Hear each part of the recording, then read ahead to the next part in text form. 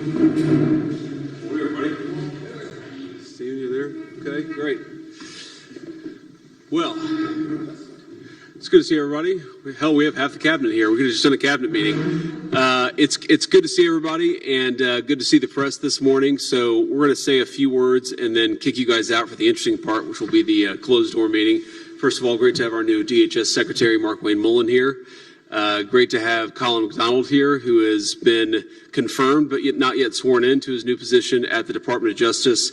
And I would say that's maybe the most exciting thing that's actually happened on the fraud task force is the fact that we now have a leader on the anti-fraud side at DOJ who is going to work with the task force, who's going to use the resources that we're putting together to make sure that we really supercharge this anti-fraud effort. So let me just say a few things about this, and then I want to kick it over to Andrew.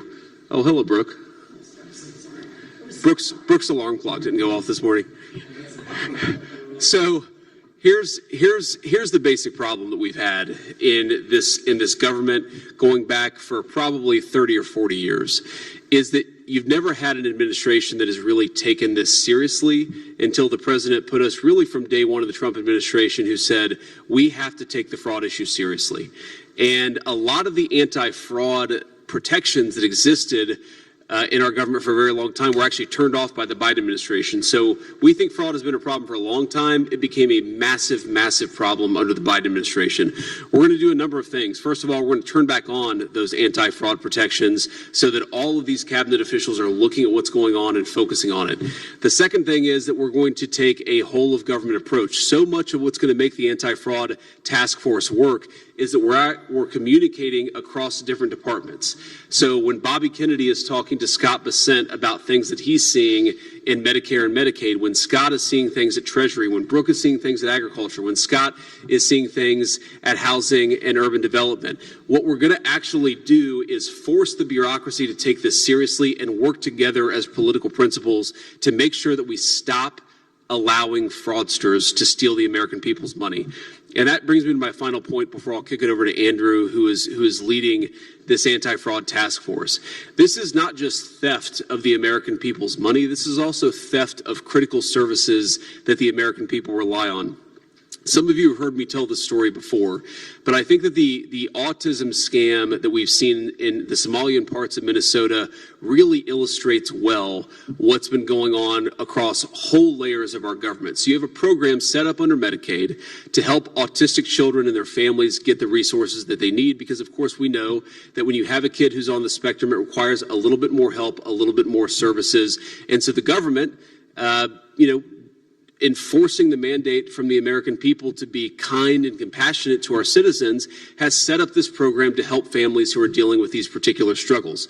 Now, what we've seen is Somali fraudsters at an industrial scale taking advantage of that program to the tune of millions and millions of dollars. And there are two separate tragedies there. The first tragedy is that you have people who pay into the federal government, who pay into the IRS, who pay their taxes expecting that those taxes will go to help their fellow citizens, and it's not going there. It's going to help fraudsters. That's tragedy number one.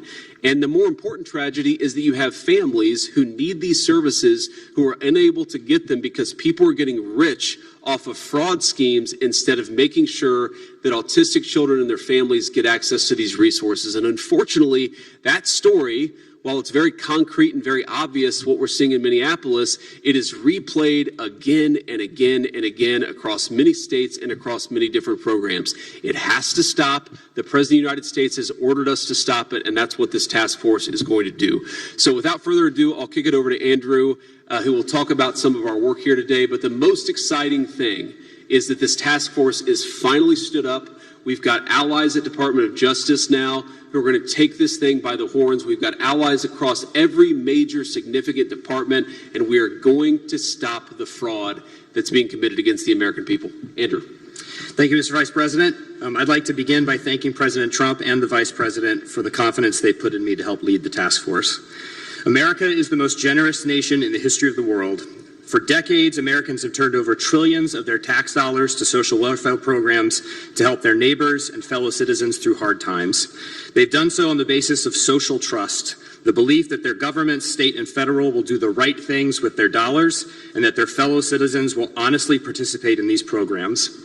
Fraud shreds the social trust on which these programs and our entire nation depend. This fraud crisis is thus existential. If we fail to address it, the fabric of our nation will swiftly unravel.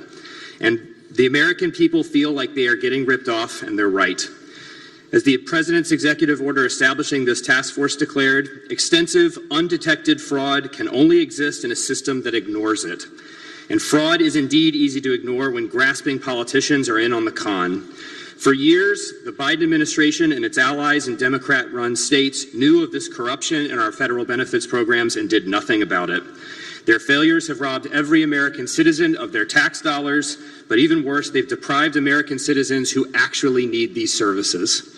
Every dollar diverted to a fake hospice or a fake autism center, every dollar paid to an upcoding hospital deprives an American citizen who needs these essential services. Fraud, therefore, wounds the neediest among us, the very people that Americans want to help when they fund our social welfare programs. Finally, we have a president who is doing something about this corruption crisis. We are here today because President Trump and Vice President Vance won't ignore it. And we won't ignore the public officials who have facilitated it. Our work on this task force will be to develop a comprehensive national strategy to combat the corruption of our federal benefits programs and to assist the Department of Justice in prosecuting those who have corrupted them. In doing so, we will restore the social trust that has been lost because of mismanagement and fraud.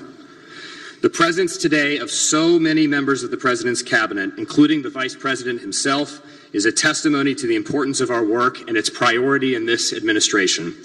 Together, we can remove the scourge of fraud in our federal benefits programs, and we can restore public confidence in their efficacy and integrity.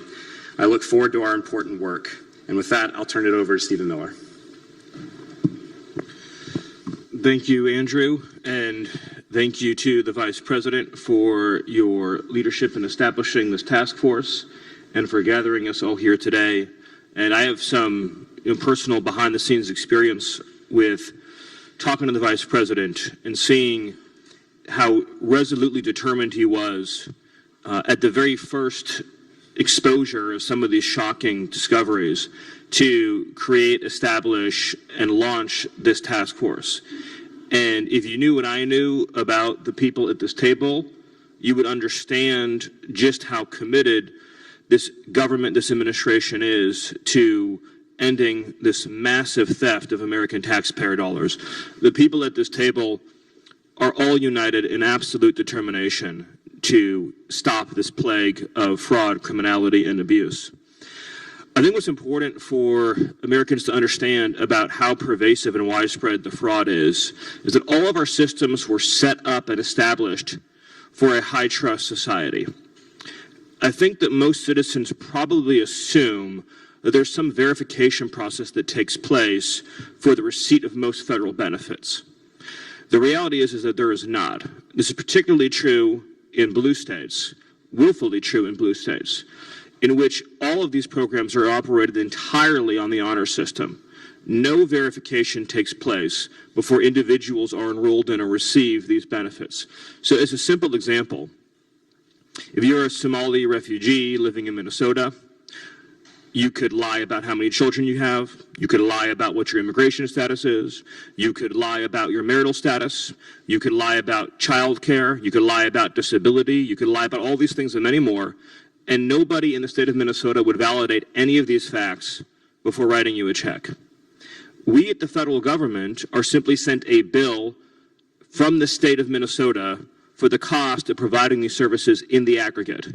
So to take the food stamp program as an example, SNAP, and that of course is administered by Secretary Rollins, we do not know the names of any SNAP recipient in the state of Minnesota. We just get a blank check. We have asked the state repeatedly and tried to compel the state unsuccessfully to turn over their SNAP enrollment rolls so we could ascertain such basic facts as, are these people even legally eligible to receive these benefits? And the state has refused. Absolutely, categorically refused. And in fact, the state has spent millions of dollars in court for the singular purpose of trying to prevent the state from ascertaining the identity of a single SNAP recipient in the entire state of Minnesota.